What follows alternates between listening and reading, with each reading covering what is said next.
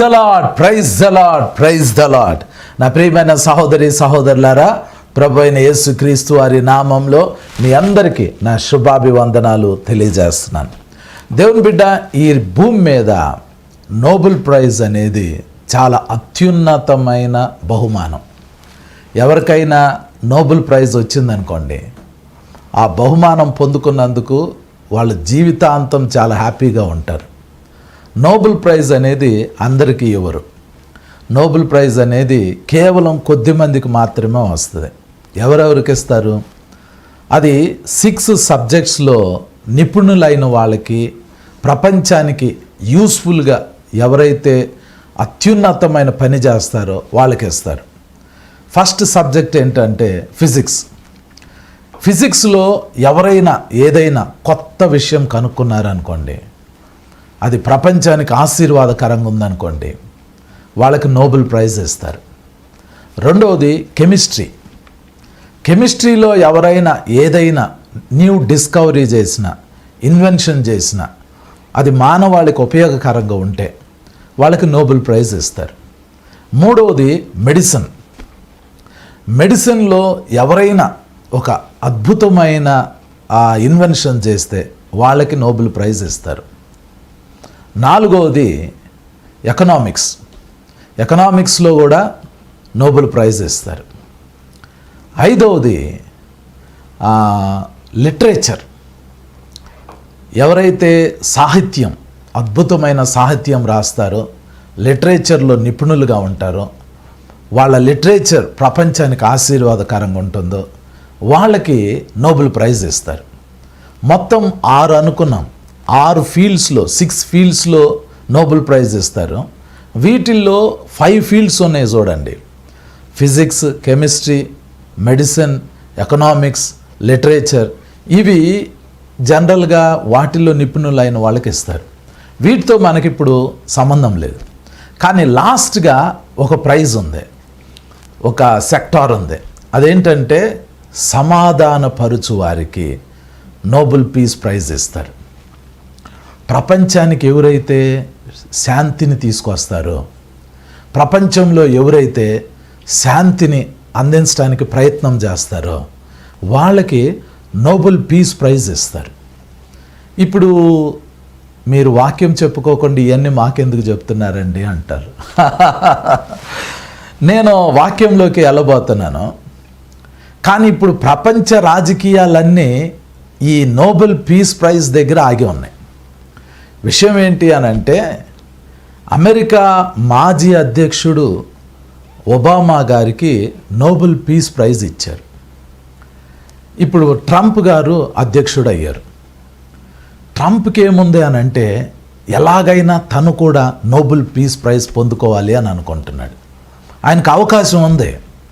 ఎందుకంటే ఆయన ఎలక్షన్లో గెలవకముందే ఎలక్షన్ క్యాంపెయిన్లో ఏం చెప్పాడంటే, నేను గనక అమెరికా ప్రెసిడెంట్ని అయితే ప్రపంచం మొత్తంలో ఎక్కడెక్కడైతే యుద్ధాలు జరుగుతున్నాయో ఆ యుద్ధాలన్నిటినీ ఆపేస్తాను అన్నాడు. ప్రపంచానికి శాంతిని తీసుకొస్తాను అని అన్నాడు. రష్యా ఉక్రెయిన్ యుద్ధం జరుగుతుంది, దాన్ని ఆపేస్తాను అని చెప్పాడు. చైనా తైవాన్ యుద్ధం జరగబోతుంది, దాన్ని ఆపేస్తాను అని అన్నాడు. ఇజ్రాయెల్ హమాస్ మధ్య సమాధానం తీసుకొస్తాను అని చెప్పాడు. ఇండియా పాకిస్తాన్ మధ్య యుద్ధం జరిగితే దాన్ని నేనే ఆపాను అని చెప్పాడు. ఇలా ప్రపంచ యుద్ధాలు ఆపేసి తాను సమాధానపరిచి ప్రపంచానికి పీస్ని నేను ఇస్తాను అని తాను అనుకున్నాడు. ఆయన గోల్ ఏంటంటే ఎలాగైనా నోబెల్ పీస్ ప్రైజ్ పొందుకోవాలి అని ట్రంప్ గారు ఆశపడ్డారు. అది చాలా మంచి ఆలోచనే. ఎందుకంటే ప్రపంచంలో శాంతి ఉండటం అనేది అవసరం. ప్రపంచంలో నెమ్మది, సమాధానంగా ఉంటేనే ప్రజలందరూ సంతోషంగా ఉండగలుగుతారు. యుద్ధాలుంటే ఎక్కడ పీస్ ఉంటుందండి? ఎక్కడ సమాధానం ఉంటుంది? మనుషులకి ఈ చివరి దినాల్లో పీస్ కావాలి. ట్రంప్ చాలా అద్భుతమైన పని చేస్తాను అని అన్నాడు. నేను ప్రపంచానికి పీస్ తీసుకొస్తాను అని అన్నాడు. ఇప్పుడు దీనికి బైబిల్కి సంబంధం ఏంటో తెలుసా అండి? ఈ భూమి మీద మీరు గనక ఈ ప్రపంచంలో ఏమేం జరుగుతుందో అన్ని విషయాలు జాగ్రత్తగా గమనించారనుకోండి, రోజు రోజుకి ఈ భూమి మీద సమాధానం లేని స్థితి వస్తుంది.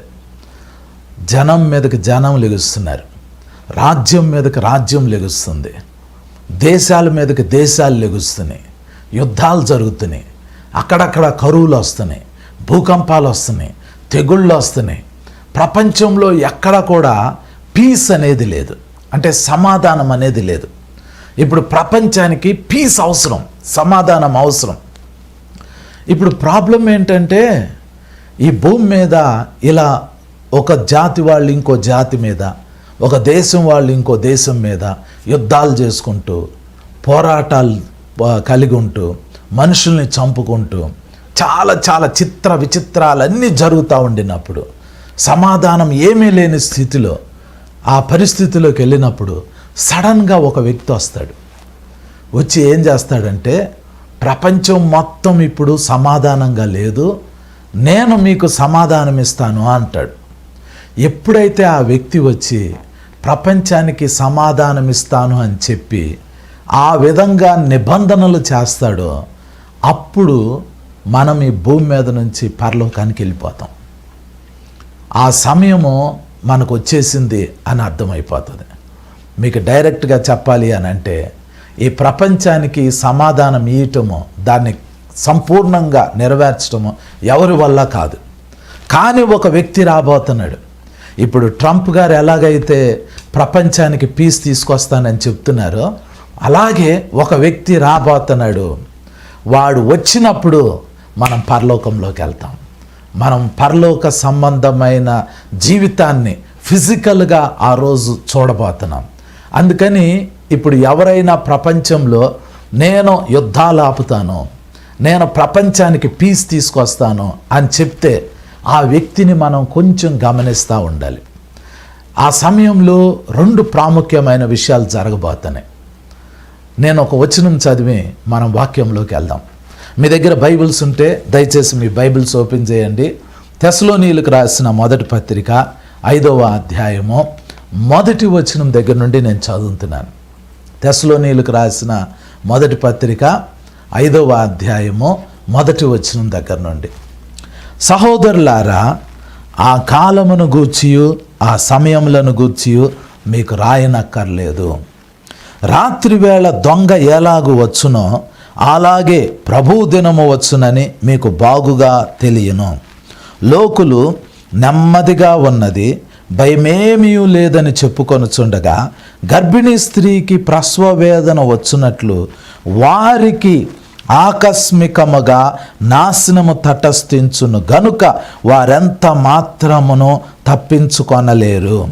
సహోదరులారా, ఆ దినము దొంగవలే మీ మీదికి వచ్చుటకు మీరు చీకటిలో ఉన్నవారు కారు. మీరందరూ వెలుగు సంబంధులను పగటి సంబంధులనై ఉన్నారు. మనము రాత్రి వారము కాము, చీకటి వారము కాము. కావున ఇతరుల వలె నిద్రపోక మెలకువగా ఉండి మత్తులము కాక యుందుము అని రాయబడింది. దేవుని బిడ్డ, ఇప్పుడు నేను చదివిన వచనాలన్నీ మీకు అర్థం కాకపోయినా కూడా మీరేమి టెన్షన్ పడకండి. ఇప్పుడు ఇదే వచనాలను మనం ధ్యానం చేయబోతున్నాం. తెస్సలోనీయులకు రాసిన మొదటి పత్రిక 5వ అధ్యాయంలోకి మనం వచ్చినప్పుడు మొదటి వచనంలో పౌలు ఏమంటున్నాడంటే, సహోదరులారా, ఆ కాలమును గూర్చి ఆ సమయములను గూర్చి మీకు రాయనక్కర్లేదు అని అంటున్నాడు. ఆ కాలము, ఆ సమయము, దాని గురించి మీకు రాయనక్కర్లేదు అంటున్నాడు. అంటే అర్థం ఏంటి? ఆయన ఏదో జరగబోతుంది, ఆ జరిగే విషయాన్ని ముందు చెప్పాడు. తర్వాత ఏమంటున్నాడంటే, ఆ కాలము ఆ సమయము మీకు ఆటోమేటిక్గా అర్థమైపోతుంది అంటున్నాడు. ఏం జరగబోతుంది, ఏం జరగబోతుందో తెలియాలి అని అంటే దాని పై వచనాలు చదవాలి. దాని పై వచనాలు ఏమున్నాయి? తెస్సలోనీయులకు రాసిన మొదటి పత్రిక 4వ అధ్యాయము 13వ వచనం నుండి 18వ వచనం వరకు రాయబడి ఉన్నాయి. ఆ పై వచనాల్లో ఏం రాయబడి ఉంటుందంటే, ఆకాశంలో ఒక బోర మోగబోతుంది. అది దేవుని బోర. ఆకాశంలో నుండి ఒక శబ్దం వినబడబోతుంది. అది ప్రధాన దూత శబ్దం. ఈ మేఘాల మీదకి ఈ ఆకాశంలో నుండి ప్రభు వచ్చి నిలబడతారు. ఆయనతో పాటు దేవుని దూతలందరూ ఆ మేఘాల మీదకి రాబోతున్నారు. ఆ దూతలతో పాటు ఇప్పటి వరకు ఎవరైతే యేసు ప్రభుని నమ్ముకుని తమ పాపాలు ఒప్పుకొని కడుక్కుని నీతిమంతులుగా తీర్చబడి చనిపోయారో వాళ్ళ ఆత్మల్ని యేసు ప్రభు వెంట పెట్టుకుని రాబోతున్నాడు. ఆ మేఘాల మీదకి యేసు ప్రభు వచ్చి నిలబడతారు, ప్రధాన దూత వచ్చి నిలబడతాడు, దేవుని దూతలందరూ వస్తారు, చనిపోయిన వారి ఆత్మలు వస్తాయి. అక్కడ నుండి మనకి బోర శబ్దం మోగబోతుంది. ఆ బోర మోగినప్పుడు ఆ ఆత్మలన్నీ ఈ భూమి మీదకు వస్తాయి. వారి శరీరాలు ఎక్కడైతే మట్టి అయిపోయినాయో, వారి శరీరాలు ఏ సమాధుల్లో అయితే ఉన్నాయో అవన్నీ పునరుద్ధానమయ్యి అవి మట్టిలో నుంచి భూమి మీద నుంచి లేపబడి మేఘాల మీదకి వెళ్తాయి. అలా మేఘాల మీదకి వెళ్ళేటప్పుడు ఆ టైంలో మీరు గనక నీతిమంతులుగా ఉంటే, మీ పాపాలు క్షమింపబడి ఉంటే, మీరు యేసు రక్తంతో కడగబడి ఉంటే, ఆ టైంలో మీరు బతికి ఉంటే మీరు కూడా మార్పు చెంది అలా ఎత్తబడి ఆ మేఘాల మీద నుంచి యేసు ప్రభు దగ్గరికి, అంటే మేఘ మండలం మీదకి వెళ్తాం. అక్కడి నుండి మనం పరలోకంలోకి వెళ్ళిపోతాం. దీనిని సంఘం ఎత్తబడటం అంటారు. ఇది జరగబోతుంది. ఇది 2000 సంవత్సరాల నుంచి క్రైస్తవులు ఎదురు చూస్తున్నారు. ఆకాశంలో బోర శబ్దం మోగిద్ది, చనిపోయిన వాళ్ళు లేపబడతారు, బతికున్న మనం కూడా మార్పు చెంది ఎత్తబడతాము, అందరం పరలోకం వెళ్తాము అని చెప్పి ఇప్పటికీ 2000 సంవత్సరాలుగా అందరూ ఎదురు చూస్తున్నారు. కానీ అది జరగలా. అది ఏ సంవత్సరం జరిగిద్దో, ఏ నెలలో జరిగిద్దో, ఏ తారీఖున జరిగిద్దో ఎవరికి తెలియదు. అదొక బిగ్గెస్ట్ మిస్టరీ. అది ఆ డేట్ ఎవరికి తెలియదు. పౌలు ఆ విషయాన్ని చెప్పి ఏమంటున్నాడంటే, ఆ కాలం గురించి, ఆ సమయం గురించి మీకు రాయనక్కర్లేదు, అది మీకు అర్థమైపోతుంది అని అంటున్నాడు. సంఘము ఈ భూమి మీద నుంచి లిఫ్ట్ చేసి పరలోకానికి వెళ్ళిద్ది. అది ఏ సంవత్సరంలో వెళ్ళిద్దో, ఏ నెలలో వెళ్ళిద్దో, ఏ డేట్ని వెళ్ళిద్దో మనకి పౌలు చెప్పనక్కర్లేదు అంటున్నాడు. అని ఏమంటున్నాడు నేను చదువుతాను చూడండి. ఇప్పుడు తెస్సలోనీయులకు రాసిన పత్రిక, మొదటి పత్రిక 5వ అధ్యాయము 2వ వచనం దగ్గర నుండి చదువుతున్నాను. రాత్రి వేళ దొంగ ఎలాగు వచ్చునో అలాగే ప్రభువు దినము వచ్చునని మీకు బాగుగా తెలియను అంటున్నాడు. తర్వాత 3వ వచనము, లోకులు నెమ్మదిగా ఉన్నది భయమేమీ లేదని చెప్పుకొనుచుండగా గర్భిణీ స్త్రీకి ప్రసవ వేదన వచ్చునట్లు వారికి ఆకస్మికముగా నాశనము తటస్థించును గనుక వారెంత మాత్రమును తప్పించుకొనలేరు అని రాయబడింది. ఈ వచనము ఈరోజు మనం తెలుసుకోబోతున్నామండి. ఇది చాలా చాలా ప్రాముఖ్యమైంది. సంఘం ఎప్పుడు ఎత్తబడిద్ది అని అంటే, లోకులు అంటే ఈ లోకంలో ఉన్న అన్యజనులందరూ, దేవుణ్ణి ఎరగని వారు, దేవుని సువార్తకు లోబడిన ప్రజలు ఎవరైతే ఈ భూమి మీద ఉన్నారో వీళ్ళు అంటారంట, నెమ్మదిగా ఉంది, భయమేమీ లేదు అని అంటూ ఉంటారంట. నెమ్మదిగా ఉంది, భయమేమీ లేదు అని అనటానికి ఆ పరిస్థితులు ఎలా ఉండాలి?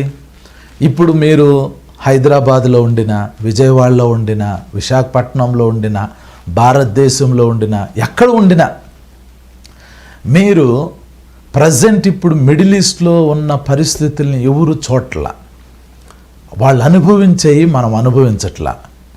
మీరు గనక మిడిల్ ఈస్ట్లోకి వెళ్ళారనుకోండి, మిడిల్ ఈస్ట్ అంటే ఇస్రాయేలు దేశము, దాని చుట్టుపక్కల ఉన్న అన్ని దేశాలు, ఈ దేశాల్లో గనక మీరు వెళ్ళారనుకోండి, ముఖ్యంగా ఇజ్రాయెల్ దేశం, ఇస్రాయేలీలు క్షణ క్షణం అప్రమత్తంగా జీవిస్తున్నారు. ఇస్రాయేలీలందరూ ఒకరోజు రెస్ట్ తీసుకున్నారనుకోండి, జస్ట్ ఒక్కరోజు, వాళ్ళు దేని గురించి ఆలోచించకుండా ఇస్రాయేలీలందరూ ఒక్కరోజు రెస్ట్ తీసుకుంటే చుట్టుపక్కల ఉన్న అన్య దేశాలన్నీ వాళ్ళు మిసైల్స్ తోటి, రాకెట్లతోటి, బాంబులతోటి ఇజ్రాయెల్ దేశం మీద దాడి చేసి ఇశ్రాయేలీల్ని భూమి మీద లేకుండా చేయాలని చూస్తున్నారు. అందుకని ఇశ్రాయేలీలు ప్రతి క్షణం అప్రమత్తంగా ఉంటారు. ఎప్పటికప్పుడు ఆకాశం వైపు కన్నేసి ఉంచుతారు, సముద్రం వైపు కన్నేసి ఉంచుతారు, భూమి మీద కన్నేసి ఉంచుతారు. ఆకాశంలో నుంచి మిసైల్స్ వస్తాయేమో, బాంబులు వేస్తారేమో, సముద్రంలో నుంచి ఎవరైనా ఉగ్రవాదులు వస్తారేమో, భూమి మీద వాళ్ళ యొక్క బౌండరీస్ దాటి ఎవరైనా ఉగ్రవాదులు వస్తారేమో అని రాత్రి పగలు వాళ్ళు చాలా జాగ్రత్తగా వాళ్ళ దేశాన్ని కాపాడుకుంటున్నారు. వాళ్ళు నిద్రపోరు. ఒకళ్ళు నిద్రపోతే ఇంకొకళ్ళు మేల్కొని ఉంటారు. వాళ్ళు మేల్కొన్న వాళ్ళకి నిద్ర వస్తే ఇంకొకళ్ళు మేల్కొంటారు. అంటే టోటల్గా ఇశ్రాయేలు దేశం మొత్తము సూపర్ సెక్యూరిటీతో ఉన్నారు వాళ్ళు. వాళ్ళ చుట్టుపక్కల ఉన్న అన్య దేశాలన్నీ ఇశ్రాయేల్ని ఎప్పటికైనా తుడిచిపెట్టేయాలి అని చూస్తున్నాయి. ఇప్పుడు గాజాలోకి మీరు వెళ్ళారనుకోండి, ఇశ్రాయేలీని నాశనం చేయాలనుకుంటున్న హమాస్ తీవ్రవాదుల్ని ఇశ్రాయేలీలు తుక్కు రేగొట్టారు. అయినా కూడా ఇంకా హమాస్ వాళ్ళు ఉన్నారు. మొత్తం 67 లక్షల మంది గాజాలో చనిపోయారు అని ఈరోజు సెన్సస్ చెబుతున్నారు. 67,000 మంది, లక్షల మంది కాదు, 67,000 మంది ప్రజలు కేవలం 2 సంవత్సరాల కాలంలో ఈ పాలస్తీనా భూభాగమైన, ఈ గాజా భూభాగమైన ప్రాంతంలో చనిపోయారు అని లెక్కలు చెబుతున్నాయి. ప్రతిరోజు ఈ గాజాలో, ఆ ఇజ్రాయెల్ దేశంలో, దాని చుట్టుపక్కల ఉన్న దేశాల్లో ఏదో ఒక బాంబు పేలుతుంది, ఏదో ఒక మిసైల్ ఎగురుతుంది, ఏదో ఒక యుద్ధం జరుగుతుంది. అక్కడ నెమ్మది లేదు, అక్కడ సమాధానం లేదు. నేను ఇందాక చెప్పాను కదా, మన హైదరాబాద్లో, విశాఖపట్నంలో లేదా విజయవాడలో, భారతదేశంలో ఏదో ఒక మూలన ఉంటున్నాం. మనకేదో ఒక బాంబు పేలింది అనుకోండి, అది పెద్ద న్యూస్ అవుతుంది. ఎవరైనా ఎక్కడైనా ఏదైనా ఒక రివాల్వర్ పేల్చి ఒకళ్ళని చంపేశారు అనుకోండి, అది పెద్ద న్యూస్. అది ఫలానా ప్రాంతంలో ఫలానా తారీఖున ఫలానా రోజున ఫలానా వ్యక్తి రివాల్వర్తో ఒక వ్యక్తిని కాల్చి చంపాడు అన్నది పెద్ద న్యూస్ అవుతుంది. కానీ ఇజ్రాయెల్ దేశము దాని చుట్టుపక్కల ఉన్న దేశాల్లోకి వెళ్ళి మీరు నిలబడితే ఎవ్రీ డే, ప్రతిరోజు, ఈరోజు ఒక బాంబు పేలుతుంది, కొన్ని వేల మంది చనిపోతున్నారు, లక్షల మందికి అక్కడ సరైన రక్షణ లేదు, వాళ్ళకి నెమ్మది లేదు, సమాధానం లేదు. అక్కడ అసలు నెమ్మది లేదు, సమాధానం లేదు. ఎప్పటికప్పుడు ఆ ఇజ్రాయెల్ దేశము, దాని చుట్టుపక్కల ఉన్న దేశాలు భయంతో ఉంటున్నాయి. ప్రపంచానికి నెమ్మది లేదండి. ఇప్పుడు ఒక మిడిల్ ఈస్ట్లోనే కాదండి, ఇప్పుడు మనం న్యూస్ చూస్తూ ఉంటుంటే ప్రపంచం మొత్తంలో చాలా చోట్ల నెమ్మది లేని స్థితి వచ్చేసేసింది. పీస్ లేదు. నైజీరియాలో దగ్గర 1,00,000 మంది క్రిస్టియన్స్ని చంపేశారు. 1,00,000 మంది క్రిస్టియన్స్ అంటే ఏంటండి అది మామూలు విషయం కాదు. అది ఏ నేషనల్ న్యూస్ పేపర్లో రాలా, అది ఏ అఫీషియల్ న్యూస్ ఛానల్లో ఆ విషయం చదవట్లా. చంపుతుంది ఎవరు? ముస్లిమ్సే. నైజీరియాలో క్రిస్టియన్స్ మీద దాడి చేసి చంపుతున్నారు. చైనాలో చాలామంది క్రిస్టియన్స్ని అరెస్ట్ చేస్తున్నారు. ఉక్రెయిన్, రష్యాలో కొన్ని వేల మంది ప్రజలు చనిపోతున్నారు. ప్రపంచంలో ఎక్కడ పీస్ లేదు, ఎక్కడ సమాధానం లేదు. ట్రంప్ గారు వచ్చి ఏమంటారంటే, నేను పీస్ ఇస్తాను, నేను సమాధానం ఇస్తాను అంటున్నారు. సమాధానం కొరకు ఏం చేస్తానన్నాడు ట్రంప్ గారు? ముఖ్యంగా సమాధానం ఎక్కడ తీసుకొస్తానంటున్నారంటే ఇశ్రాయేలు దేశంలో. ఇశ్రాయేలు దేశం కనుక సమాధానంగా ఉంటే ప్రపంచం మొత్తం సమాధానంగా ఉన్నట్టే. అమెరికా అధ్యక్షుడు డొనాల్డ్ ట్రంప్ గారు నేను సమాధానం తీసుకొస్తాను అని చెప్తున్నారు. ఇప్పుడు మనం ఎదురు చూడాల్సిన వ్యక్తి ఎవరు? క్రీస్తు విరోధి, యాంటీ క్రైస్ట్. ఇప్పుడు ఈ వచనం ఇంకోసారి నేను చదువుతాను చూడండి. తెస్సలోనీయులకు రాసిన మొదటి పత్రిక 5వ అధ్యాయము 3వ వచనంలో, లోకులు నెమ్మదిగా ఉన్నది, భయమేమీ లేదని చెప్పుకొనుచుండగా గర్భిణీ స్త్రీకి ప్రసవ వేదన వచ్చినట్లు వారికి ఆకస్మికముగా నాశనము తటస్థించును గనుక వారెంత మాత్రమును తప్పించుకొనలేరు అని రాయబడింది.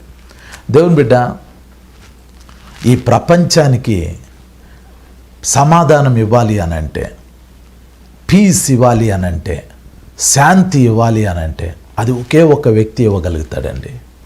ఆయన మన ప్రభు అయిన యేసుక్రీస్తు. యేసు ప్రభు వారికి ఒక పేరు ఉంది. అదేంటి అనంటే సమాధానకర్తయగు అధిపతి. ఇంగ్లీష్లో ఏమని ఉంటుందంటే ద ప్రిన్స్ ఆఫ్ పీస్. సమాధానకర్తయగు అధిపతి. ఈ భూమి మీద ఒక మనిషికి సమాధానం రావాలన్నా, ఈ భూమి మీద ఒక జాతికి సమాధానం రావాలన్నా, ఈ భూమి మీద సమస్త మానవాళికి సమాధానం రావాలన్నా అది యేసు ప్రభు మాత్రమే ఇవ్వగలుగుతారు. అది ఎవరు పడితే వాళ్ళు ఇచ్చేది కాదు. పీస్ అనేది, పీస్ దేవుడు ఇస్తేనే, సమాధానం ఇస్తేనే అప్పుడు సమాధానం వచ్చింది. దేవుడు ఇవ్వకపోతే సమాధానం రాదు. ట్రంప్ గారు వచ్చి నేను సమాధాన పరుస్తాను అని అన్నారు. సమాధాన పరిచరా? సమాధాన పరుస్తున్నారు. కానీ మనం ఏమి ఎక్స్పెక్ట్ చేయబోతున్నాము అని అంటే ఒక వ్యక్తి భూమి మీద రాబోతున్నాడు. కొద్ది రోజుల్లో ఒక వ్యక్తి రాబోతున్నాడు. అతను వచ్చి ఏం చేస్తాడంటే ఈ యుద్ధాలు ఇలా పెరిగిపోతున్నప్పుడు, ఈ భయంకరమైన బాంబులు పేలుతున్నప్పుడు, మిసైల్స్ దాడి జరుగుతున్నప్పుడు, ప్రపంచంలో నెమ్మది లేని స్థితి వచ్చినప్పుడు, ప్రపంచంలో ఆదరణ లేని స్థితి వచ్చినప్పుడు ఒక వ్యక్తి ఈ భూమి మీద అపియర్ అయి, ప్రత్యక్షమై ఆ వ్యక్తి ఏమంటాడంటే నేను సమాధాన పరుస్తాను అని అంటాడు. లోకులందరూ అంటారు మాకు నెమ్మది లేదు, మాకు భయంగా ఉంది, మాకు సమాధానం లేదు అంటారు. కానీ ఒక వ్యక్తి వచ్చినప్పుడు ఆ వ్యక్తి ప్రపంచ దేశాలతో మాట్లాడతాడు, ఇశ్రాయేలీలతో మాట్లాడతాడు, చుట్టుపక్కల ఉన్న అరబ్ దేశాలు వాళ్ళతో మాట్లాడతాడు, అన్య దేశాలతో మాట్లాడతాడు, అన్ని దేశ నాయకులతో మాట్లాడతాడు. మాట్లాడి ఏం చెప్తాడు అని అంటే భయపడకండి, నేను సమాధానం ఇస్తాను అని అంటాడు. అని చెప్పి అతడు ఏం చేస్తాడంటే అనేకులకి నిబంధనను స్థిరపరుస్తాడు. అతని గురించి ఒక మాట రాయబడింది దానియేలు గ్రంథం 9వ అధ్యాయం 27వ వచనం. నేను చదువుతున్నాను చూడండి. దానియేలు గ్రంథం 9వ అధ్యాయము 27వ వచనం. అతడు ఒక వారము వరకు అనేకులకు నిబంధనను స్థిరపరచును, అర్ధవారమునకు బలిని నైవేద్యమును నిలిపివేయును అని రాయబడింది. ఇక్కడ ఈ మాట మీరు గమనించండి. అతడు ఒక వారము వరకు అనేకులకు నిబంధనను స్థిరపరచును అని రాయబడింది. ఒక వారం వరకు అనేకులకి నిబంధనను స్థిరపరుస్తాడంట. ఒక వారం వరకు అనేకులకి నిబంధనను స్థిరపరచడం అంటే ఏంటి అంటే ఒక వారం అంటే 7 సంవత్సరాలు.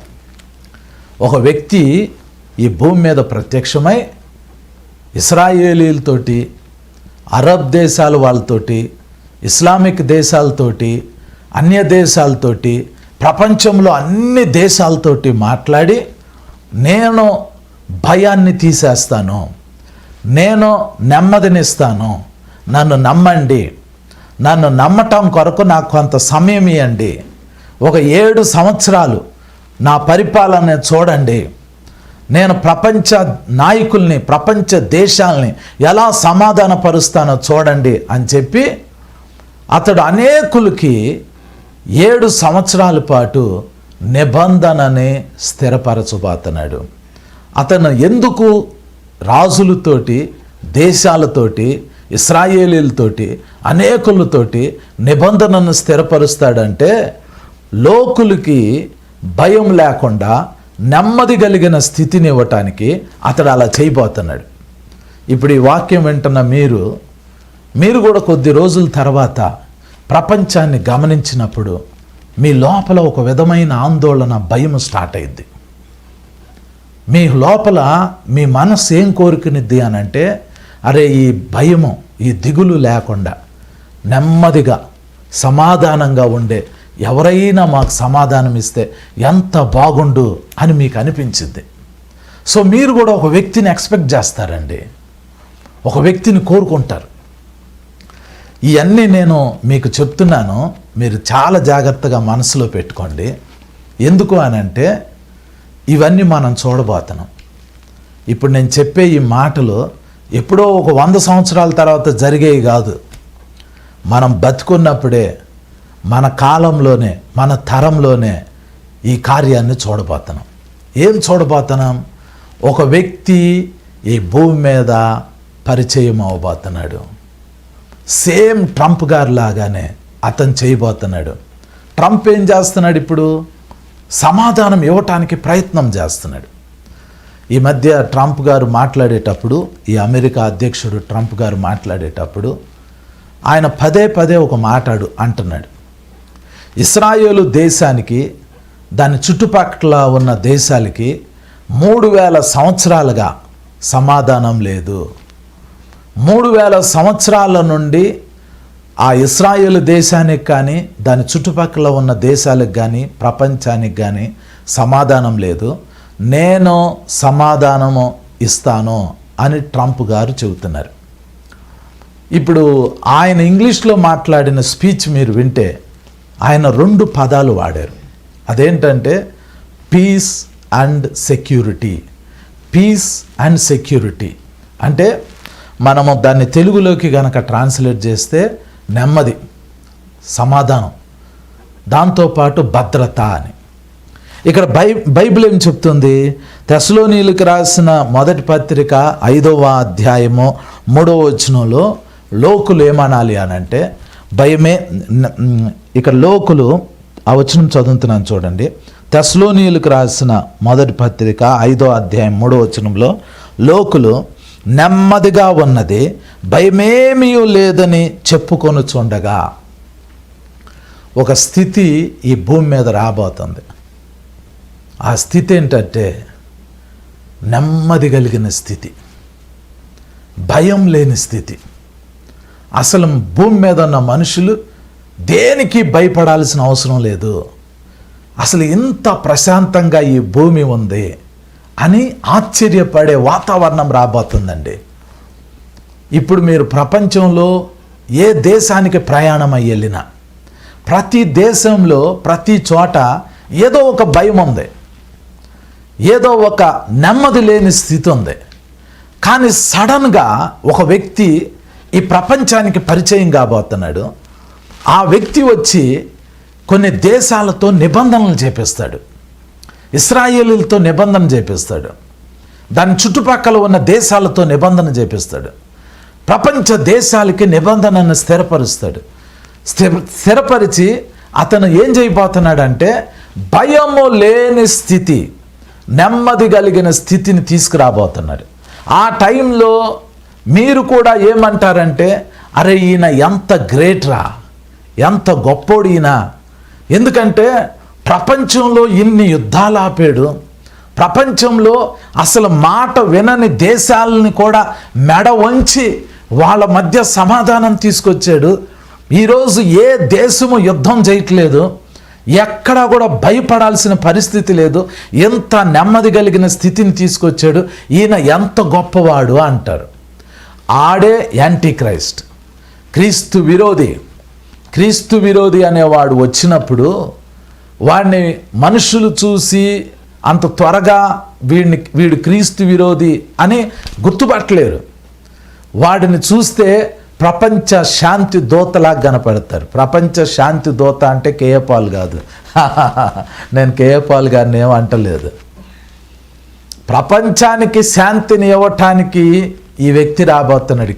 యాంటీ క్రైస్ట్, క్రీస్తు విరోధి అనేవాడు రాబోతున్నాడు. చాలామంది ఏమంటున్నారంటే ట్రంప్ గారికి ఒక కూతురు ఉంది, ఆమె పేరు ఇవాంకా ట్రంప్. ఆమె భర్త, ఆయన పేరు జారెద్ కుష్నర్, అంటే ట్రంప్ గారికి స్వయాన అల్లుడు. ఈయన గురించి చాలామంది ఏం చెప్తున్నారంటే ఇతడే క్రీస్తు విరోధి అంటున్నాడు. ఒకవేళ ఈయన క్రీస్తు విరోధి అనుకోండి, సంఘము ఈయన ఉన్నప్పుడే ఎత్తబడిద్ది. కానీ ఈయన క్రీస్తు విరోధి కాదు. ఈయన చూసి ప్రపంచంలో చాలామంది ఇతడే క్రీస్తు విరోధి అని ఎందుకు భయపడుతున్నారంటే, ఇతడు ఒక యూదుడు, ఇశ్రాయేలీయుడు. ఇతని తల్లిదండ్రులు మంచి భక్తిపరులు. అయితే ఇతను ఎలాగో మరి ట్రంప్ గారికి అల్లుడయ్యాడు. అల్లుడయిన తర్వాత ఈయన అమెరికాలో సెటిల్ అయ్యాడు కాబట్టి ఇశ్రాయేలు దేశం పట్ల ఈయన కొంత బాధ్యత ఉంది. అమెరికా అధ్యక్షుడు ట్రంప్ గారు మొదటిసారి అమెరికా దేశానికి ప్రెసిడెంట్ అయినప్పుడు ఆయనకి సలహాదారుడుగా ఈ అల్లుడు గారు ఈ జారెద్ కుష్నర్ అనే ఆయన ఉన్నాడు. అప్పుడు ఈ అల్లుడు చెప్పిన మాటను బట్టి ట్రంప్ ఇశ్రాయేల్ దేశానికి చాలా చాలా మేలు చేశాడు. ఇశ్రాయేలుని ప్రపంచ దేశానికి ప్రత్యేకంగా మార్చాడు. యెరూషలేముని ఇశ్రాయేలుకి క్యాపిటల్ సిటీగా తీసుకురావడానికి ప్రయత్నం చేశాడు. ఆ యెరూషలేంలోనే యుఎస్ ఎంబసీ పెట్టించాడు. యెరూషలేంని చాలా ఇంపార్టెంట్ ప్లేస్గా రేస్ చేయటానికి స్టార్ట్ చేశాడు. ట్రంప్ గారు ఆయన హయాంలోనే ఇశ్రాయేలు దేశానికి దాని చుట్టుపక్కల ఉన్న అనేకమైన అరబ్ దేశాలకి మధ్యలో సమాధానం రావటం కొరకు నిబంధనలు చేయించాడు. దాన్ని అబ్రహాం అకార్డ్ అంటారు. ఇప్పుడు కూడా ఏం జరుగుతుందంటే, ఈ ట్రంప్ గారు రెండోసారి ప్రెసిడెంట్ అయ్యారు. మరి ఈ సంవత్సరం జనవరి నుంచి ఆయన రూలింగ్లో ఉన్నారు. ఇశ్రాయేలీలు భయంకరమైన శ్రమలో ఉన్నారు. ఇప్పుడు దాదాపుగా 250 మంది ఇశ్రాయేలీల్ని హమాస్ తీవ్రవాదులు బందీలుగా తీసుకుని పోయారు. ఇశ్రాయేలు దేశము హమాస్ వాళ్ళ మీద యుద్ధం చేసి పోరాడి వాళ్ళల్లో చాలామందిని వెనక్కి తీసుకొచ్చారు. ఇంకా 48 మంది ఉన్నారు. వాళ్ళల్లో 20 మంది బతుకున్నారు, 28 మంది డెడ్ బాడీస్ ఉన్నాయి. హమాస్ వాళ్ళు ఆ బందీల్ని విడుదల చేయట్లా. ఇశ్రాయేలీలు ఆ బందీల్ని కోరుకుంటున్నారు, వాళ్ళు బతికున్నా చనిపోయినా డెడ్ బాడీస్ అన్నా ఇవ్వండి అని. యుద్ధం జరుగుతుంది. ఈ యుద్ధంతో మిడిల్ ఈస్ట్లో, అంటే ఈ ఇశ్రాయేలు దాని చుట్టుపక్కల ఉన్న దేశాలన్నిటి మధ్య యుద్ధాలు జరుగుతున్నాయి. రక్తం ఏర్లై పారుతుంది. అసలు ఆ ప్లేస్లో సమాధానం లేదు. అప్పుడు మొన్న అక్టోబర్ 13వ తారీఖున వాళ్ళు ఈ జారెద్ కుష్నర్ అనే ఆయన, అంటే ట్రంప్ గారి అల్లుడు, ఒక ఇనిషియేటివ్ తీసుకున్నారు. అలాగే ట్రంప్ గారు, అలాగే అమెరికా యంత్రాంగం అందరూ కలిసి ఇశ్రాయేలీలతోటి దాని చుట్టుపక్కల ఉన్న అరబ్ దేశాలతోటి మాట్లాడి ఒక శాంతి ఒప్పందాన్ని చేయించారు. ఈ శాంతి ఒప్పందంలో వెనక ఉండి నడిపించిన వ్యక్తి ఈ జారెద్ కుష్నర్ అనే ఈయన ఈ మిడిల్ ఈస్ట్లో సమాధానం కోసం ప్రయత్నం చేస్తున్నాడు. అయితే అక్కడ వరకు బాగానే ఉంది. ఈయన్ని క్రీస్తు విరోధి అయి ఉండొచ్చు అని ఎందుకు అంటున్నారు అని అంటే, ఈ మిడిల్ ఈస్ట్లో పీస్ రావటం కొరకు, సమాధానం రావటం కొరకు మొదట శాంతి ఒప్పందం అని తీసుకొచ్చాడు. రెండవది ఏంటంటే, ఈయనకి అమెరికాలో చాలా బిజినెస్లు ఉన్నాయి. ఈయన కొన్ని సంవత్సరాల క్రితం అమెరికాలో న్యూయార్క్ సిటీలో ఒక బిల్డింగ్ కొన్నాడు. ఆ బిల్డింగ్ పైన ఒక నెంబర్ ఉంది. అదేంటంటే 666 666 అని 666 నెంబర్ ఉంది. అప్పుడు మనకి ప్రకటన గ్రంథం 13వ అధ్యాయంలో క్రీస్తు విరోధి వచ్చినప్పుడు ఈ 666 నెంబర్ వచ్చింది అనేది మనం ఎప్పటి నుంచో చదువుతున్న మాట. అయితే ట్రంప్ అల్లుడు గారు ఏ బిల్డింగ్ అయితే న్యూయార్క్ సిటీలో కొన్నాడో ఆ బిల్డింగ్ పైన ఆ నంబర్ 666 అని ఉండేసరికి ఈ జారెద్ కుష్నరే క్రీస్తు విరోధి అయి ఉండొచ్చు అని చాలామంది అంటున్నారు. ఇప్పుడు మనకి దానికి సంబంధం ఏంటంటే, సంఘం ఎప్పుడు ఎత్తబడిద్ది, మనం ఎప్పుడు పరలోకంలోకి వెళ్ళిపోతాం. మనం పరలోకంలోకి ఎప్పుడు వెళ్తాము అని అంటే, క్రీస్తు విరోధి అనేవాడు ఎవరో వాడు బయలుపరచబడాలి. ఇదే తెస్సలోనీయులకు రాసిన 2వ పత్రిక 2వ అధ్యాయంలో రాయబడింది. నేను చదువుతాను చూడండి. తెస్సలోనీయులకు రాసిన రెండవ పత్రిక 2వ అధ్యాయము 3వ వచనం నుండి నేను చదువుతున్నాను చూడండి. మొదట భ్రష్టత్వము సంభవించి నాశన పాత్రుడగు పాప పురుషుడు బయలుపడితేనే గాని ఆ దినము రాదు. ఏది దేవుడు అనబడునో, ఏది పూజింపబడునో దానినంతటిని ఎదిరించుచు దానికంతటికి పైగా వాడు తన్ను తానే హెచ్చించుకొనుచు తాను దేవుడునని తన్ను కనపరుచుకొనుచు దేవుని ఆలయములో కూర్చుండును గనుక ఏ విధముగానైనాను ఎవడునో మిమ్మును మోసపరచనీయకుడి అని రాయబడింది. అంటే దాని అర్థం ఏంటి అనంటే, సంఘం ఎప్పుడు ఎత్తబడింది, మనం ఎప్పుడు పరలోకంలోకి వెళ్తాం. మనం పరలోకంలోకి వెళ్ళాలి అని అంటే మెయిన్గా 3 విషయాలు నెరవేరాలి. మొదటిది ఏంటంటే, క్రీస్తు విరోధి అనేవాడు ఎవరో మన కంటికి కనబడాలి. క్రీస్తు విరోధి అనేవాడిని మనం లొకేట్ చేయాలి. మనమే చూసి చెప్పాలి వీడే క్రీస్తు విరోధి అని. అది ఎలా తెలుస్తుంది? అది ఎలా తెలుస్తుంది అంటే, వాడు ప్రపంచానికి పీస్ తీసుకొస్తాడు, సమాధానం తీసుకొస్తాడు. ప్రపంచంలో ఉన్న అందరూ లోకులు ఏమంటారంటే, భయమేమీ లేదు, లోకం నెమ్మదిగా ఉంది, భయమేమీ లేదు అని అనుకుంటారు. ప్రపంచం ఇప్పుడు ఎట్లా ఉందో తెలుసా? డిస్టర్బ్ అయిపోతుంది. అన్ని చోట్ల యుద్ధాలు, తెగుళ్ళు, భూకంపాలు, రాజ్యం మీదకి రాజ్యం లేగవటం, జనం మీదకి జనం లేగవటం, అక్కడక్కడ కరువులు, చాలా భయంకరంగా ఉందండి ప్రపంచం. ఇలాంటి పరిస్థితుల మధ్యలో ఒక వ్యక్తి అంటే క్రీస్తు విరోధి వచ్చి, భయపడకండి నేను నెమ్మదినిస్తాను అని చెప్పి ఇశ్రాయేలీల దగ్గరికి వెళ్ళి, ఇశ్రాయేలీలతోటి దాని చుట్టుపక్కల ఉన్న అరబ్ దేశాలతోటి, అన్య దేశాలతోటి, అనేకులతోటి కొన్ని నిబంధనలు చేయించి ఈ భూమి మీద, ఈ ప్రపంచంలో భయము లేని పరిస్థితి, నెమ్మది కలిగిన స్థితిని తీసుకొచ్చినప్పుడు సడన్గా చర్చ ఎత్తబడింది. ఆ ఎత్తబడినప్పుడు ఈ భూమి మీద ఉన్న ఆ టైంలో దేవుని 7 ఉగ్రతా పాత్రలు కుమ్మరింపబడతాయి. అంటే వాళ్ళకి హఠాత్తుగా నాశనం రాబోతుంది. ఇది జరగాలి అని అంటే క్రీస్తు విరోధి అనేవాడు రావాలి. ఇప్పుడు మనము ఈ ట్రంప్ అల్లుడిని గమనించాము అని అంటే, ఇతను చేస్తుంది ఏంటంటే, ఇతను అనేకులతోటి నిబంధన చేపిస్తున్నాడు. ఇశ్రాయేలీలతోటి, ప్రపంచ దేశాలతోటి సమాధానం కొరకు నిబంధనలు చేయిస్తున్నాడు. నిబంధనలు చేయించి సమాధానం తీసుకురావటానికి ప్రయత్నం చేస్తున్నాడు. ఇశ్రాయేలుతోటి ప్రపంచానికి సమాధానం తీసుకురావటానికి ప్రయత్నం చేస్తున్నాడు. ఇతను 666 అనే నెంబర్ వాడాడు. తర్వాత బిల్డింగ్ మీద ఆ నెంబర్ తీసేపించి వేరే నెంబర్ని పెట్టించాడు. కాబట్టి ఇతని గుణాలన్నిటినీ చూస్తూ ఉంటుంటే ఇతను క్రీస్తు విరోధి అయి ఉండొచ్చు అని అంటున్నాడు. ఇతనికి నేను ఇంకొక బ్రదర్ వాక్యం చెప్తా, ఒక ప్రవక్త వాక్యం చెప్తా ఉంటుంటే నేను విన్నా. ఆయన ఏం చెప్పారంటే, ఇతని ఏజ్ 44 సంవత్సరాలు 42 సంవత్సరాలు ఉంటుంది. ఈ ఇది జారెద్ కుష్నర్ గారి ఏజ్.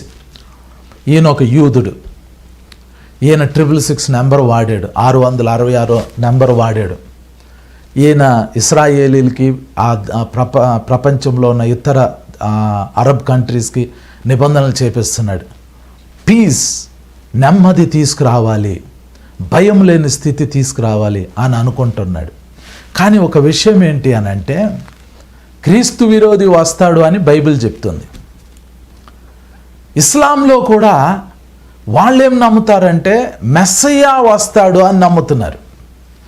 మెస్సయ్యా వచ్చినప్పుడు ఈ ప్రపంచానికి నెమ్మది వచ్చిద్ది, సమాధానం వచ్చిద్ది అని అంటారు. ఇస్లాంలో ఒక వ్యక్తి ఉన్నాడండి, ఆయన ఏమంటారంటే వాళ్ళు మెహదీ అంటారు.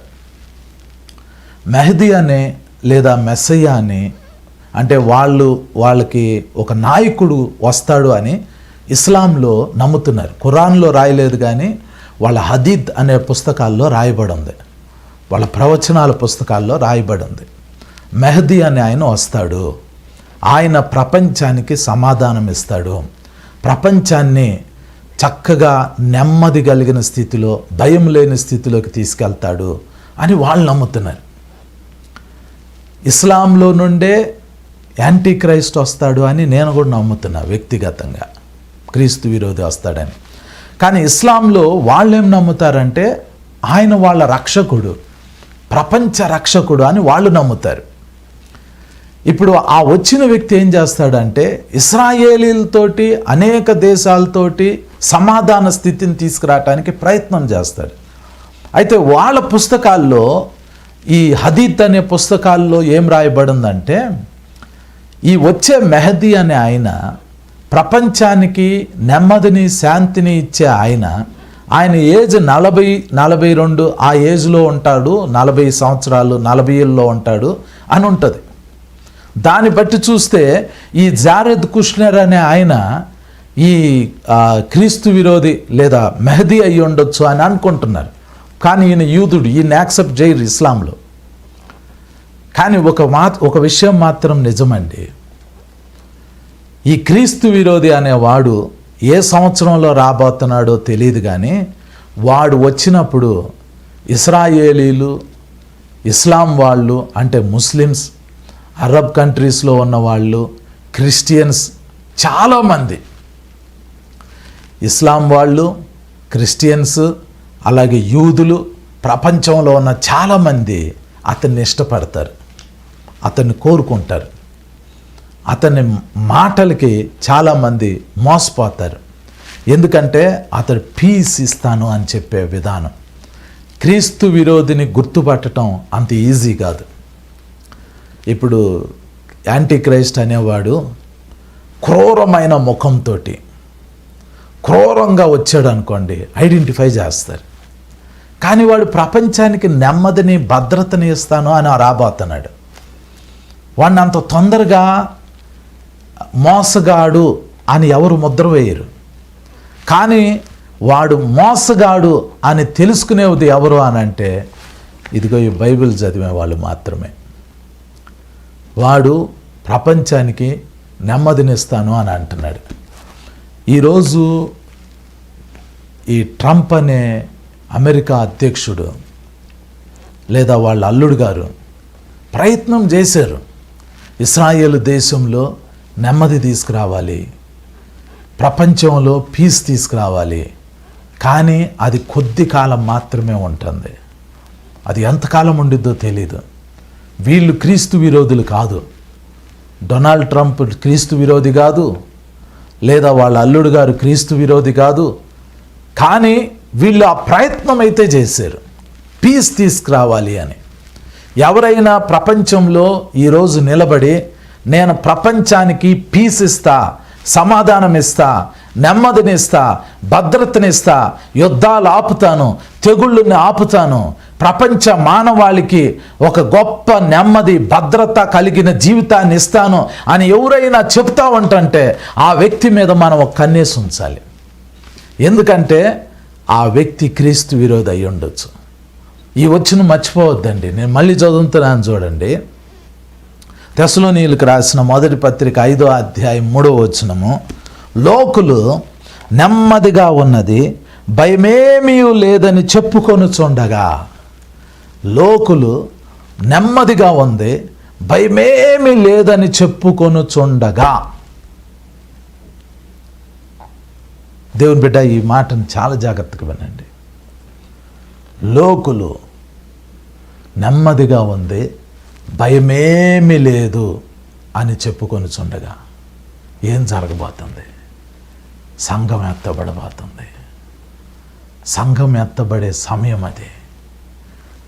సంఘం ఎత్తబడే దినం ఎలా ఉండబోతుందో తెలుసా అండి?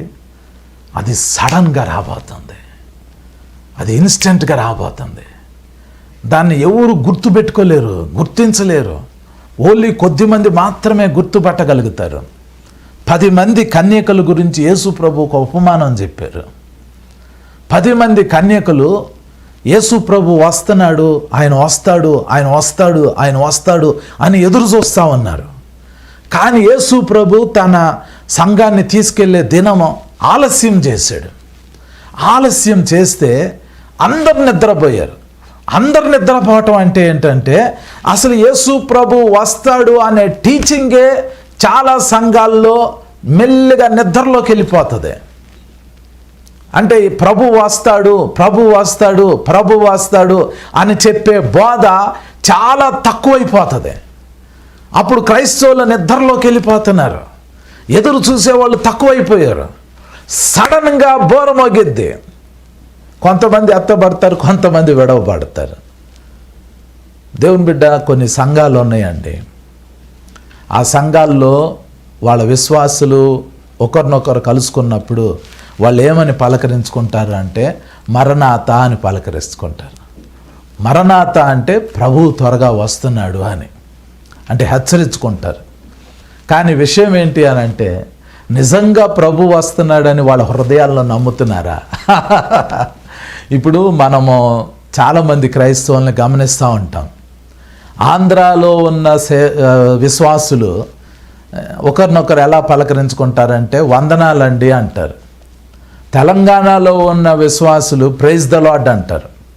కొన్ని సంఘాలు వాళ్ళు షాలోమ్ అంటారు, అంటే మీకు సమాధానం కలుగునుగా. కానీ కొన్ని సంఘాలు వాళ్ళు ఒకరినొకరు ఎలా పలకరించుకుంటారంటే ఎవరు ఎదురుపడినా కూడా మీరు రక్షణ పొందారా అని పలకరించుకుంటారు. కొన్ని సంఘాల్లో మరణాత అంటారు. కొన్ని సంఘాల్లో జై మెస్సీకి, హిందీలో జై మెస్సీకి అని అంటే ఇంగ్లీష్లో ప్రైజ్ ద లార్డ్ అని. ఇలా చాలా సంఘాల్లో చాలా విధాలుగా పలకరించుకుంటుంటారు. కానీ ఈ మరణాత అనే పదం ఉంది చూడండి, ఒకరినొకరు పలకరించుకోవటానికి కొన్ని సంఘాల్లో వాడే పదం, అది నిజంగా చాలా అద్భుతమైన పదం. మరణాత అంటే ప్రభు త్వరగా వచ్చుచున్నాడు అని. కానీ పరిస్థితి ఏంటంటే మెల్లిగా నిద్రలోకి వెళ్ళిపోయే పరిస్థితికి వెళ్ళిపోతుంది సంఘం. నిద్రలోకి వెళ్ళిపోవటం అంటే యేసు ప్రభు వస్తాడు వస్తాడు వస్తాడు వస్తాడు అని ఎదురు చూసిన సంఘం 2000 సంవత్సరాలుగా యేసు ప్రభు రాలేదు. సంఘాన్ని ఈ భూమి మీద నుంచి పరలోకం తీసుకుని వెళ్ళలేదు. కనీసం ఒక గుంపునన్నా పరలోకం తీసుకుని వెళ్తే రెండో గుంపు అరే ముందు గుంపు వెళ్ళిపోయింది, ఇంకో గుంపులు మేము రెడీగా ఉన్నాము అని అనుకుంటారు. అట్లా గుంపులుగా కూడా యేసు ప్రభు తీసుకెళ్ళట్లా. అందరినీ ఒకే రోజు ఒకే టైంలో పరలోకం తీసుకెళ్దామని యేసు ప్రభు రాబోతున్నారు. ఆ రోజు 2000 సంవత్సరాలుగా ఎదురు చూస్తున్నాం కానీ రాలేదు.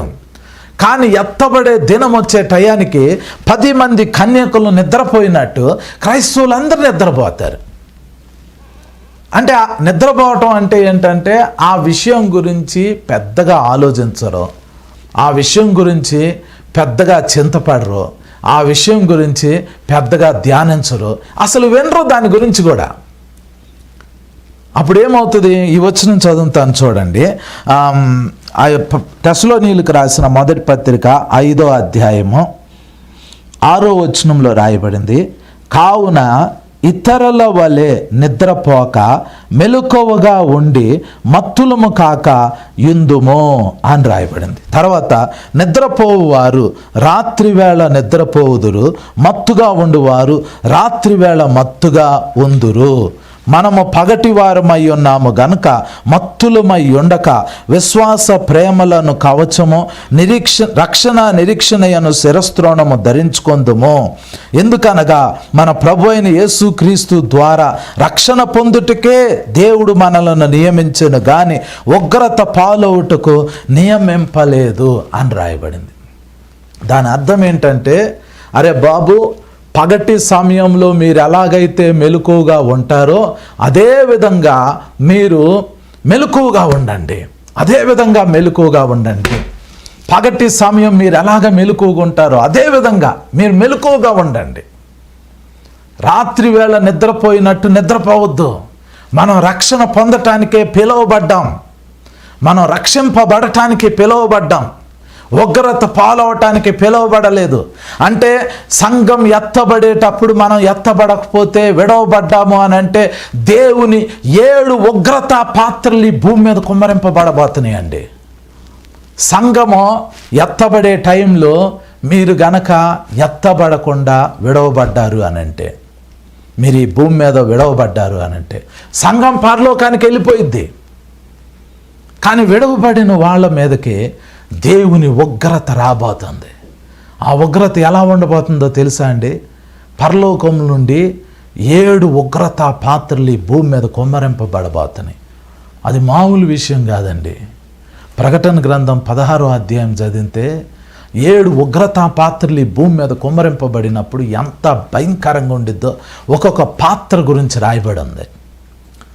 విడవబడితే అవకాశం ఉండదండి. మనము ఉగ్రత పాలవటానికి దేవుడు మనల్ని ఏర్పరచుకోవాలా, రక్షణ పొందటానికి ఏర్పరచుకున్నారు. కానీ రక్షింపబడిన మనకి మనం లోకంలో కలిసిపోకూడదు. అందుకనే ఈ ప్రపంచంలో ఏం జరుగుతున్నా కూడా మనం గమనిస్తూ ఉండాలి. లోకులు అంటారు నెమ్మదిగా ఉంది, భయమేమి లేదు. ఎందుకు నెమ్మదిగా ఉంది, ఎందుకు భయం లేదు?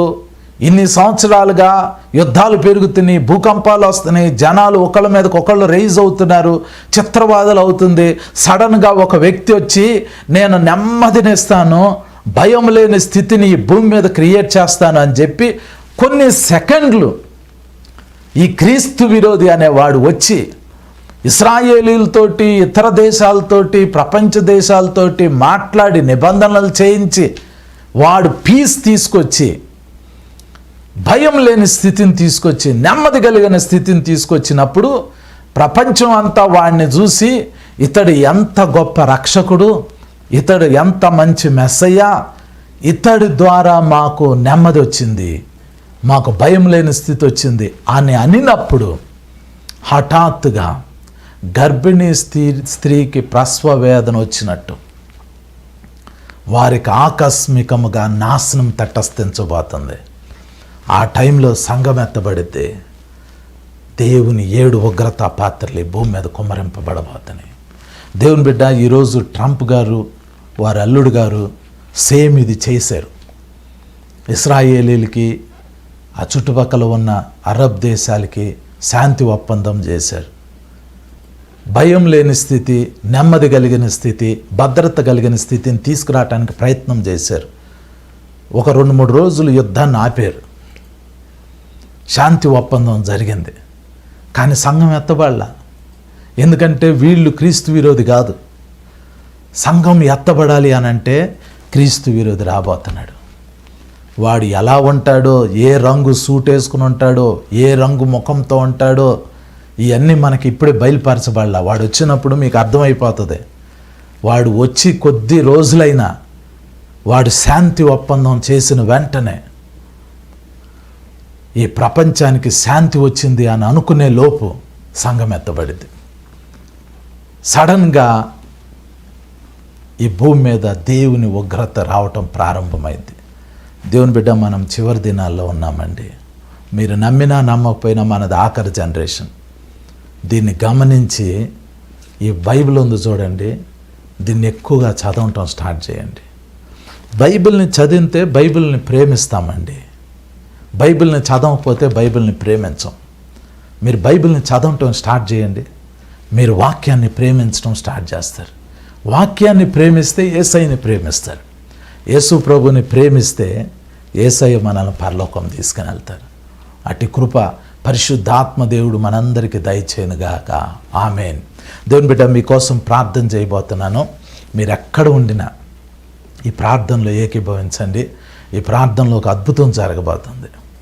అదేంటంటే యేసు ప్రభు మీలో చాలామందికి పరిశుద్ధాత్మతోనూ అగ్నితోనూ బాప్తిస్మం ఇవ్వబోతున్నారు. పరిశుద్ధాత్మతోనూ అగ్నితోనూ మీరు బాప్తిసం పొందబోతున్నారు. మీలో ఏదైనా వ్యాధి, రోగం, బలహీనత కనుకుంటే ప్రభు మిమ్మల్ని ముట్టి తాకి స్వస్థపరుస్తారు. అందరు కళ్ళు మూసుకోండి, ప్రార్థన చేసుకుందాం. పరిశుద్ధుడా తండ్రి, నైనా మీ కొందనాలు ప్రభా. అత్యున్నత సింహాసనమందు ఆసీనుడు అయిన పరమ తండ్రి వగు యెహోవా, మీకు స్తోత్రాలు నైనా. దేవుని గొర్రె పిల్లవైన యేసు క్రీస్తు ప్రభువా, దేవుని 7 ఆత్మలు కలిగిన యేసు క్రీస్తు ప్రభువా, 7 దీపస్తంభముల మధ్య సంచరించు వాడవైన యేసు క్రీస్తు ప్రభువా, మీకు స్తోత్రాలు, స్తోత్రాలు, స్తోత్రాలు, స్తోత్రాలు, స్తోత్రాలు. దేవుని ఆత్మ అయిన పరిశుద్ధాత్మదేవా, మీకే స్తోత్రాలు, స్తోత్రాలు, స్తోత్రాలు, స్తోత్రాలు, స్తోత్రాలు, స్తోత్రాలు. సర్వశక్తివంతుడా మీకు స్తోత్రం, స్తోత్రం, స్తోత్రం, స్తోత్రం, స్తోత్రం. సర్వాధికారి మీకు స్తోత్రం ప్రభా. నాయనా ఈరోజు మీ వాక్యాన్ని మేము ధ్యానం చేశాం తండ్రి. నాయనా ఇక్కడ ఉన్న ప్రతి కుమారుడు, ప్రతి కుమార్తె, ఈ లైవ్ కార్యక్రమం చూస్తున్న ప్రతి బిడ్డను ఒక్కసారి జ్ఞాపకం చేసుకోండి నాయన. అయ్యా ఒక్కసారి ఆకాశం తెరవండి నాయన, ఆకాశపు వాకిండ్లు విప్పండి నాయన. తండ్రి నీ బిడ్డల్ని ఇప్పుడు ఆత్మతో నింపండి నాయన, పరిశుద్ధాత్మతోనూ అగ్నితోనూ నీ బిడ్డలకి బాప్తిస్మం అనుగ్రహించండి తండ్రి. యేసు నామంలో, యేసు నామంలో, యేసు నామంలో నాయనా ఈ లైవ్ కార్యక్రమం చూస్తున్న ప్రతి కుమారుని దర్శించండి నాయన. Thank you Lord, thank you Lord, thank you Father, thank you Father, thank you Father, thank you Jesus. యేసయ్యా ఈ లైవ్ కార్యక్రమం చూస్తున్న బిడ్డలను ఒక్కసారి దర్శించండి. మీ హస్తం బిడ్డల మీద ఉంచండి నాయన, మీ హస్తం బిడ్డల మీద ఉంచండి తండ్రి. వారిని మీ పరిశుద్ధాత్మతో నింపండి నాయన, నీ పరిశుద్ధాత్మతో నింపండి తండ్రి, పరిశుద్ధాత్మతో నింపండి నాయన. ఒక్కొక్కరిని తాకండి తండ్రి, వారి యొక్క సమస్త పాపాలు క్షమించండి నాయన, అతిక్రమాలు క్షమించండి తండ్రి, దోషాలు క్షమించండి నాయన.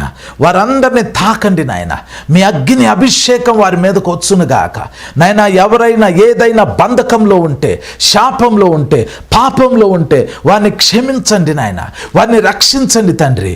యేసయ్యా మీ రక్తంతో నీ బిడ్డలను కడగండి నాయన, మీ రక్తంతో నీ బిడ్డలను కడగండి తండ్రి, మీ రక్తంతో నీ బిడ్డలను కడగండి నాయన.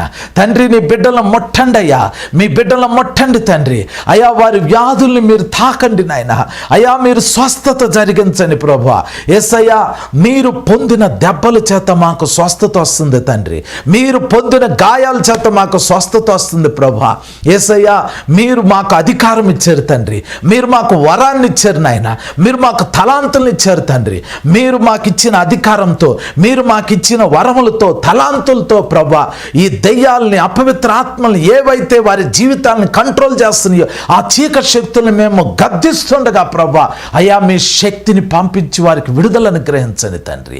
యేసు నామంలో, యేసు నామంలో, యేసు నామంలో ఈ లైవ్ కార్యక్రమం చూస్తూ వింటూ ఉన్న ప్రతి కుమారుడు, ప్రతి కుమార్తె యొక్క శరీరం, ప్రాణం, ఆత్మల మీద ప్రతి విధమైన బలహీనత యేసు నామంలో బిడ్డల నుంచి వెళ్ళి ఆజ్ఞాపిస్తున్నాం. ప్రతి విధమైన బంధకం యేసు నామంలో తెగిపోవును గాక. తల నుండి అరికాలు వరకు ప్రతి అవయవంలో స్వస్థత వచ్చును గాక, ప్రతి అవయవంలో స్వస్థత వచ్చును గాక. యేసు నామంలో స్వస్థత కలుగును గాక, యేసు నామంలో స్వస్థత కలుగును గాక. In the mighty name of Jesus ప్రతి విధమైన వ్యాధి, ప్రతి విధమైన రోగం, ప్రతి విధమైన బలహీనత యేసు నామంలో ఈ బిడ్డల నుంచి ఇప్పుడే బయటకు వెళ్ళి ఆజ్ఞాపిస్తున్నాం. ప్రతి విధమైన క్యాన్సర్, ప్రతి విధమైన కణిత, ప్రతి విధమైన బలహీనత యేసు నామంలో లయమైపోవును గాక. తండ్రి నీ బిడ్డలకి జీవాన్ని ఇవ్వండి తండ్రి. మీ బిడ్డలు మీ వెలుగుతో నింపండియా, మీ వెలుగుతో నింపండి నాయన, మీ వెలుగుతో నింపండి తండ్రి, మీ శక్తితో నింపండి నాయన, మీ జీవంతో నింపండి అయ్యా, మీ స్వస్థతతో దర్శించండి నాయన. అయ్యా మీ గొప్ప కార్యాలు జరిగించండి తండ్రి, నీ గొప్ప కార్యాలు జరిగించండి నాయన. ఏ ఒక్కరిని విడిచిపెట్టొద్దు ప్రభా. నీ బిడ్డలందరినీ మీరు దర్శించండి, తాకండి, ముట్టండి అయ్యా. నీ అభిషేకం మీ బిడ్డల మీద ఉంచండి తండ్రి. తండ్రి మేము నమ్ముతున్నాం ప్రభా, నీ బిడ్డలందరినీ మీరు దర్శించారని, మీరు తాకారు, ముట్టారు, స్వస్థపరిచారని నాయన, మీరు ఆశీర్వదించారని మీకే మహిమ చెల్లించుకుంటూ యేసు నామంలో ప్రార్థించి వేడుకొంచున్నాం తండ్రి. ఆమేన్, ఆమేన్, ఆమేన్. దేవుని కుమారి, దేవుని కుమారుడా, పరిశుద్ధాత్మ దేవుడు మీలో అనేక మందిని దర్శించారు, చాలామంది స్వస్థత పొందారు, పరిశుద్ధాత్మతో నింపబడ్డారు. ఎవరైతే దేవుని శక్తితో నింపబడ్డారో, ఎవరికైతే స్వస్థత వచ్చిందో స్క్రీన్ మీద కనబడుతున్న ఈ నంబర్కి మీరు ఫోన్ చేసి మీ సాక్ష్యాన్ని మాకు తెలియచేయండి. మిమ్మల్ని బట్టి మేము దేవునికి మహిమ చెల్లించగలుగుతామో. ఎవరైనా మీ ప్రార్థన రిక్వెస్ట్లు కనుక ఉంటే ఈ స్క్రీన్ మీద కనబడుతున్న ఈ నంబర్కి మీరు వాట్సాప్లో మీ యొక్క ప్రేయర్ రిక్వెస్ట్ మాకు పంపించవచ్చు. అలాగే మాకు ఫోన్ చేసి మీ ప్రేయర్ రిక్వెస్ట్లు తెలియజేస్తే మేము తప్పకుండా మీ అందరి కోసం ప్రార్థన చేస్తాము. ఈ లైవ్ కార్యక్రమాన్ని తప్పనిసరిగా మీరు చూడండి, ఇతరులకు పరిచయం చేయండి. ఈ చివరి దినాల్లో వాక్యాన్ని ఎంత విరివిగా మనం అందించగలిగితే అంత విరివిగా మనము దేవుని పని చేసిన వాళ్ళం అవుతామో. కాబట్టి తప్పనిసరిగా ఈ కార్యక్రమాన్ని ఇతరులకి పరిచయం చేయండి. ఒకవేళ యూట్యూబ్లో కనుక మీరు ఈ కార్యక్రమాన్ని చూస్తూ ఉంటుంటే దీన్ని ఇతరులకి షేర్ చేసి వాళ్ళను కూడా దేవుని వాక్యాన్ని వినేటట్లు ప్రోత్సహించండి. తిరిగి నెక్స్ట్ లైవ్ కార్యక్రమంలో మనం కలుసుకుందాం. ఈ ప్రభువు యొక్క కృప మనందరికీ తోడై ఉండును గాక. ఆమేన్.